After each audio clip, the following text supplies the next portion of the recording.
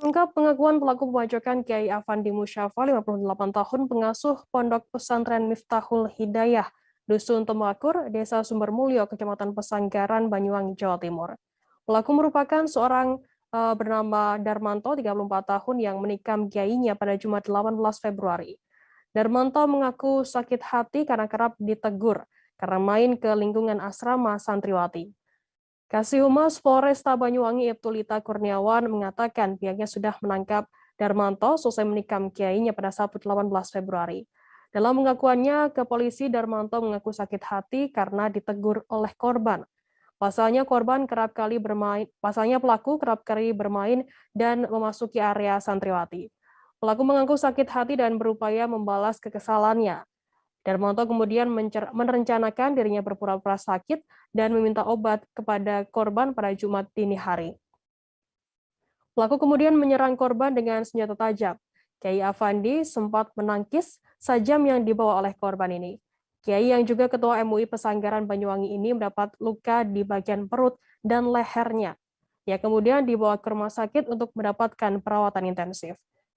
Sementara itu, adik Kiai Afandi, Lukmanul Hakim, mengatakan Darmanto merupakan perantauan asal Ogan Komering Ilir, Sumatera Selatan. Pelaku diajak tinggal di pondok oleh Kiai sejak 15 hari yang lalu. Sebelumnya, Darmanto tinggal di Dusun Rejo Agung, Desa Sumberagung, dan telah ber-KTP Banyuwangi. Pelaku ini memiliki istri dan 2 anak, namun anaknya tinggal di Palembang. Dan berikut Tribuners akan kami tampilkan pengakuan dari pelaku dan juga bagaimana kondisi dari Kiai Haji Afandi Musafak. Berikut liputannya untuk Anda. Kalau di sini kemarin sempat Pak Yai. Pak Yai itu. Terus berapa minggu di situ. Kenapa kok ada niatan sampai Pak Yai itu kan tuh ada niat apa? Kenapa? Nggak nyadar Pak, nggak sadar niatan kita. Hah? Iya. Yang nggak tahu.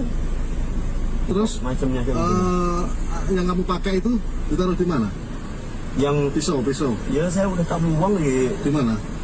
Di istilahnya di jalan. Yang nggak tahu jalannya di mana. Tunjukkan.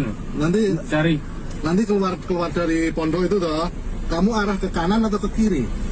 Ya nggak ini lagi Pak, yang istilahnya Cari sampai dapat nanti. Moro-moro keluar itu diserang,